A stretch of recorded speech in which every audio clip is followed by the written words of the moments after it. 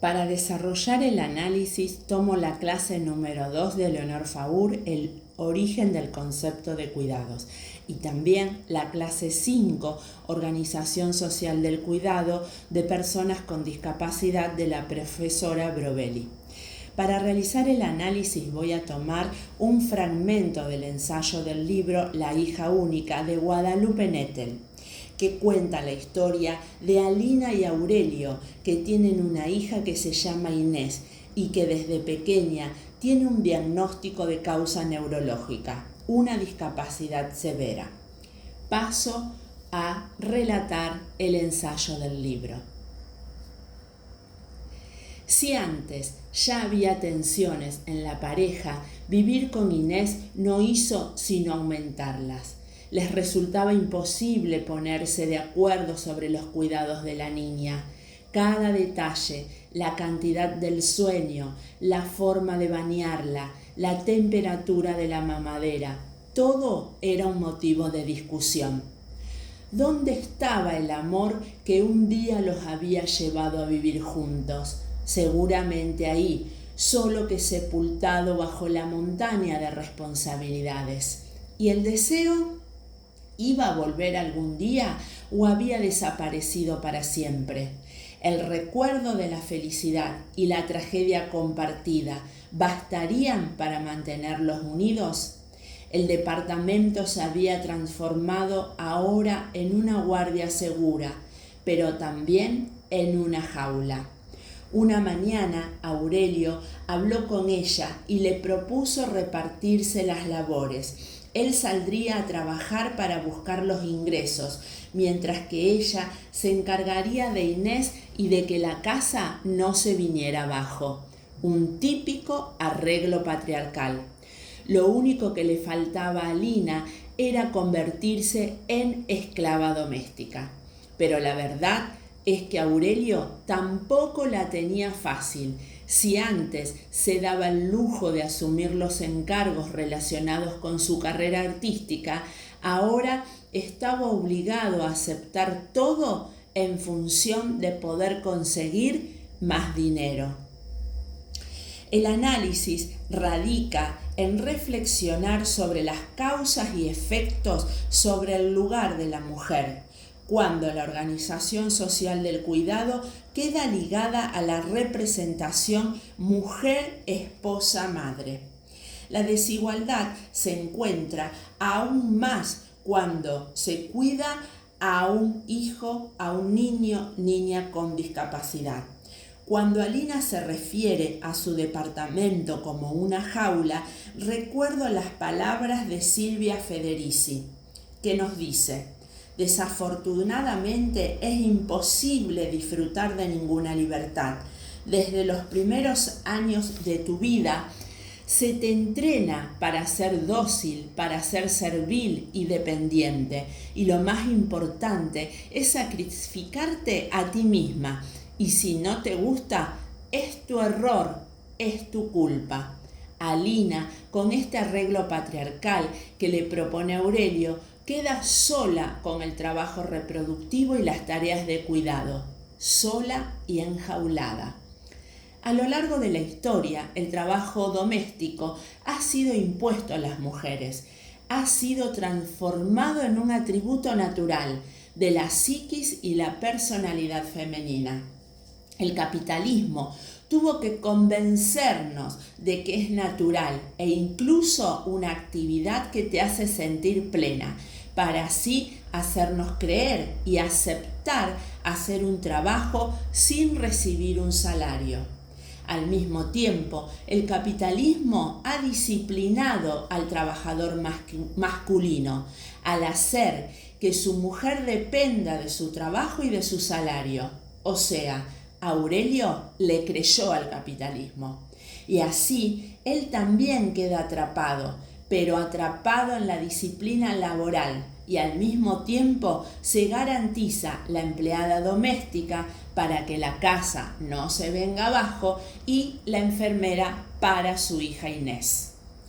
Entonces, podemos ver que desde la economía feminista se empezó a llamar la atención sobre el hecho de que las tareas llevadas a cabo en el hogar por las mujeres eran caracterizadas por algunas escuelas de economía como no trabajo.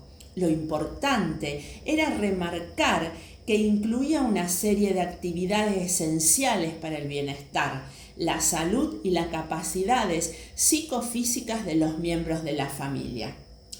Hay una larga lucha de mujeres feministas, que algunas pudieron realizar investigaciones y empezaron a indagar por esas actividades esenciales, incorporando la perspectiva de género para adentrarse en un área fundamental para el bienestar de las personas y la reproducción social. Entonces, esas actividades esenciales, además del trabajo reproductivo, incluyen las tareas de cuidado. Aquí podemos citar, entonces, desde la filosofía política, lo que se conceptualiza en relación al cuidado. Una actividad caracterizada de la especie humana que incluye todo lo que hacemos para conservar, continuar y reparar nuestro mundo de modo que podamos vivir en él lo mejor posible. Esta conceptualización son de las académicas Joan Tronto y Berenice Fischer. Eleonor Faur nos plantea que en la Argentina podemos identificar un régimen híbrido compuesto por modelos superpuestos. En términos de Sainsbury tenemos familia, Estado y mercado. En términos de Razavi, familia, Estado, mercado y organizaciones comunitarias, el llamado diamante del cuidado. Sainsbury denominó distintos regímenes de cuidado, cada uno según sus recursos estructurales, políticos y simbólicos. Entonces, el papel de las familias y de sus integrantes en relación con el cuidado infantil no traduce una lógica natural, ni aísla del contexto social y político, sino que se construye y se recorta en un escenario particular. Entonces, volviendo a nuestro ejemplo de Alina y Aurelio, Alina no tiene sueldo y se dedica al 100% de los cuidados de Inés en la casa. Aurelio es carpintero, autónomo. ¿Qué obra social puede tener Aurelio? Inés, ¿tiene certificado único de discapacidad? Los únicos ingresos son los de Aurelio. Entonces, ¿cómo pensar este escenario particular? Podemos incluir, para seguir este análisis, conceptos fundamentales en relación a los cuidados de la infancia. Por ejemplo, la noción de desfamiliarización y la noción de desmercantilización. La desfamiliarización permite observar que en qué grado las políticas públicas facilitan la provisión y el acceso a los servicios de cuidado. O sea, se distribuye la función del cuidado entre instituciones públicas y privadas. La desfamiliarización también puede darse a costa de un incremento de su mercantilización. Entonces, vemos operar las desigualdades de clase. Si Aurelio, con su trabajo de carpintero, puede acceder a OSDE o puede acceder a incluir salud para poder tener servicios para la salud de su hija. Por su lado, Razavi incluye un cuarto elemento, las organizaciones comunitarias, como por ejemplo las ONG, que muchas veces se sostienen por el trabajo de las mujeres y en algunos casos trabajos mal pagos, precarizados, mujeres que trabajan en su casa y trabajan afuera por un sueldo magro. En este sentido, los aportes del cuidado con una mirada de género permiten complejizar las definiciones clásicas de la pobreza por ingresos a partir de una herramienta de cuantificación, como es, por ejemplo, la herramienta de las encuestas del uso del tiempo. Pobreza del tiempo, que afecta de manera desigual a varones y mujeres.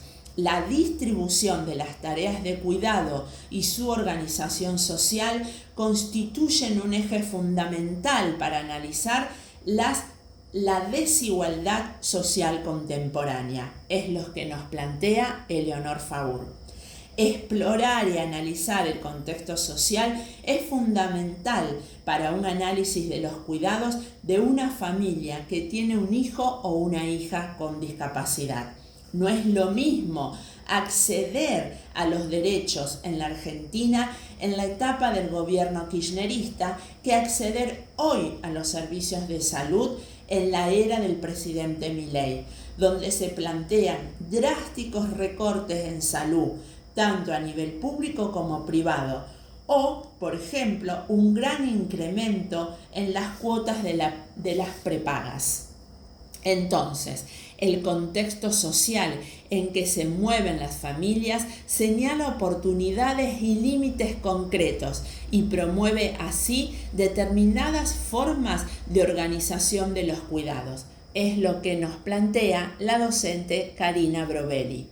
También ella propone el concepto de Eleonor Faur, la organización social y política del cuidado, entendida como las configuraciones que surge del cruce entre las instituciones que regulan y promueven servicios de cuidados y los modos en que los hogares de distintos niveles socioeconómicos y sus miembros acceden o no a ellos. Entonces, si las familias acceden o no, pone en relevancia la variable uso del tiempo. Los cuidados en situaciones de discapacidad conllevan consecuencias en la carga horaria de las familias en las distintas etapas del desarrollo. En consecuencia, el destino de Alina se verá por muchos años enjaulada si no pueden acceder a los servicios públicos o privados que puedan aliviar la salud de su hija.